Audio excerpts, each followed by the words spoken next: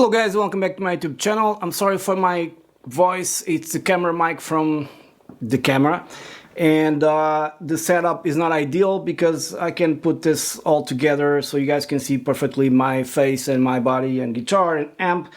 That's the way it is, but this is my new amp. This is a Fender Junior, as you guys can see, Tweed.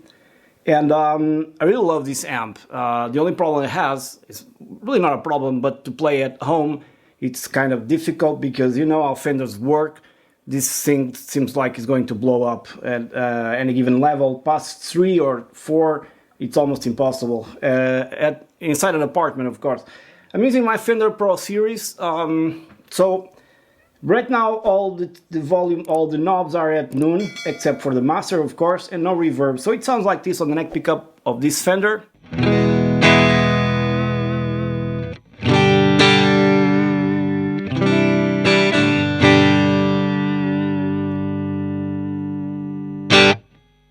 On the 4th position.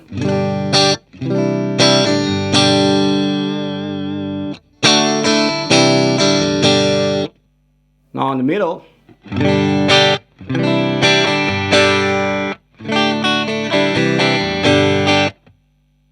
Second position.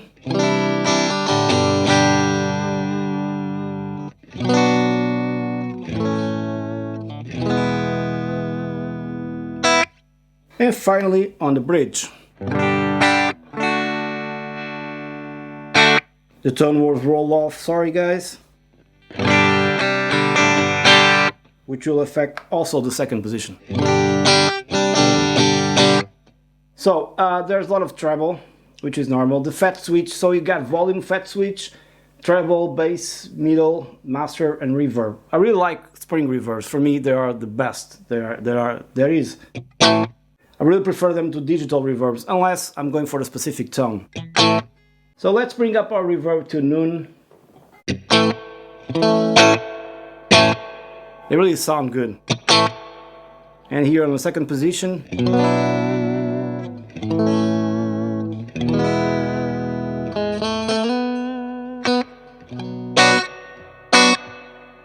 Max it out, and you have plenty of it. Which is more audible if you crank the amp up and engage the fat switch, but anyways. I've heard Fenders with more reverb than this one.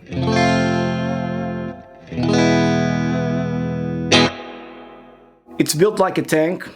I can't remember now which speaker has, but I'll put it here on the screen somewhere. And it's being mic'd up with a M57 into my Apollo and then Luna, so nothing special. But the amp is small, but it's very beautiful and vintage looking and also vintage sounding, of course. If I engage the fat switch right now, we have a really great increase of volume. So it is. So we have to compensate. And here at home, I must go for 1.5 or something like that. Well, a little bit more.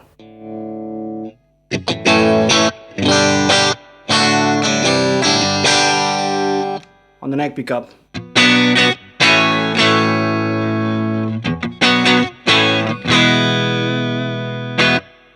If I put the reverb max out right now, you'll hear it more.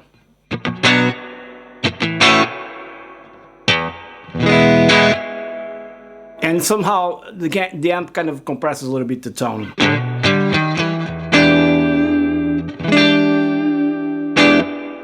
I'm gonna put all the specs of the amp, but you guys already know how this works. It has loads of treble, because if I go maxed out here on the volume, first you have the noise, of course. This is a Strat guitar, but I'm gonna have to reduce the volume a lot, I mean, and take the reverb. So maxed out distortion here.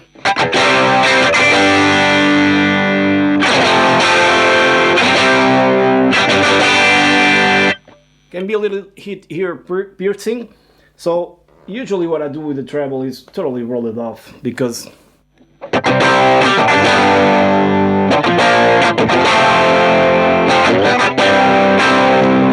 on the neck pickup.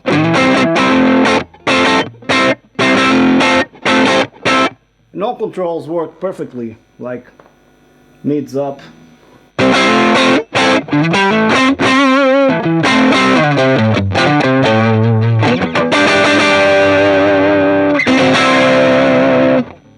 No mids at all. Also reduces the treble. And plenty of bass here. If I take it out, really thin. Okay, less treble, no treble at all. And now some reverb with more bass, more mids.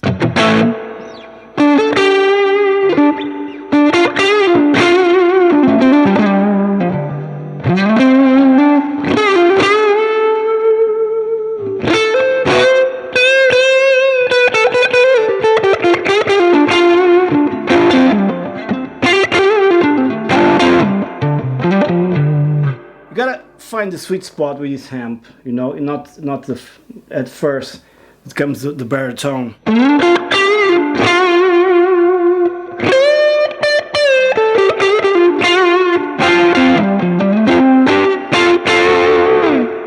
Sounds great nonetheless, and the reverb is not maxed out, as you guys can see. I'm gonna change guitar right now and going for a Les Paul to see how it sounds. Okay, so this is my Edwards Les Paul, as you guys probably seen on the other video. And right now, as it was with the Fender, let's check it out.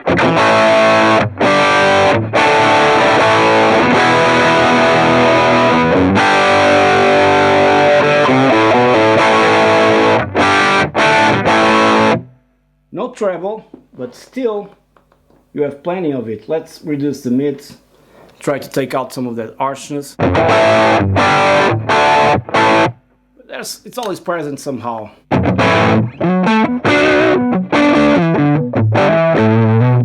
So let's put it like this and check out what is going to happen.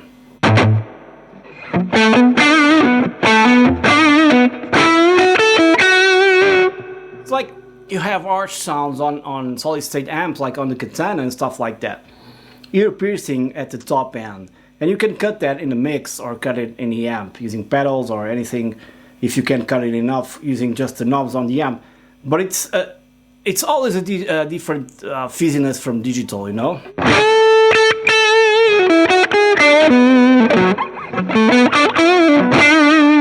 You can always use your tone control as well on the guitar.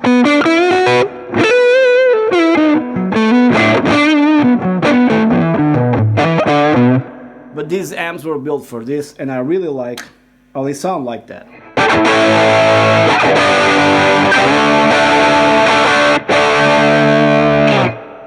So let's take out the fat switch.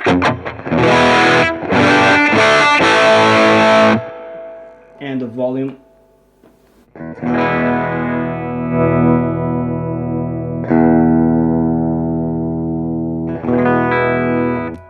It sounds wonderful.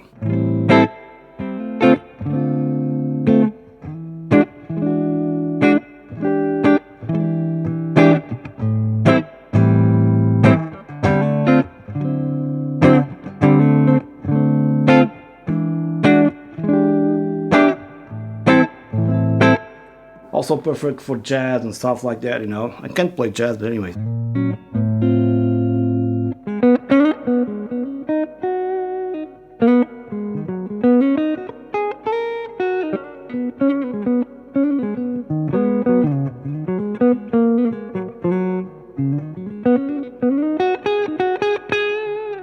Very poor playing jazz, but it's a great amp. I really love it. It's not very versatile. I mean, you can do all of stuff here, but it sounds great.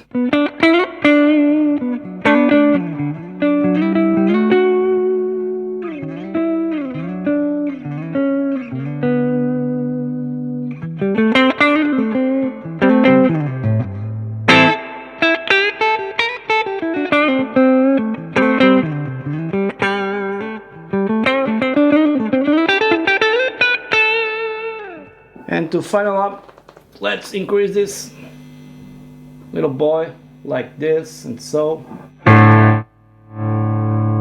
very sensitive to your touch.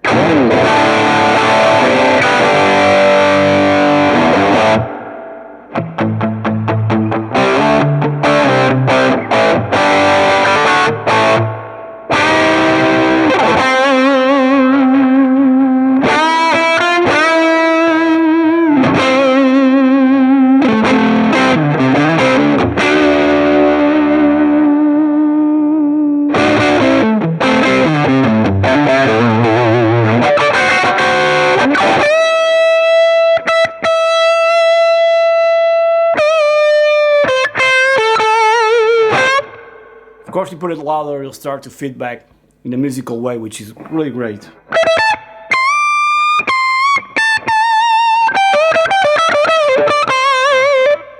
But if you used to play with a lot of distortion, relied on that to play all the notes, this is not the amp for you.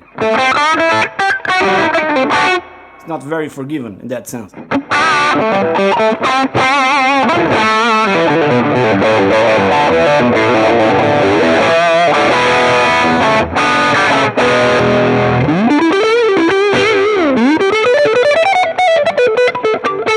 Yeah, I'm making mistakes.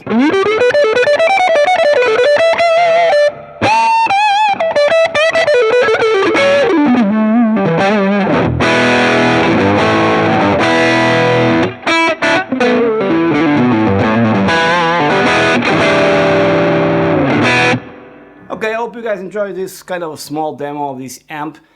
There's a million demos better than this one of this amp, but I had to do my own. And I'm really happy with this amp. It's not super affordable, but it's not also super expensive. And it's a great addition to my studio when I want to record some really clean Fender type tones or crunchy type tones, also Fenderish, and great for recording and stuff like that. So, many thanks for watching. Please subscribe to my YouTube channel if you haven't done so yet. And I'll see you on the next one. Cheers!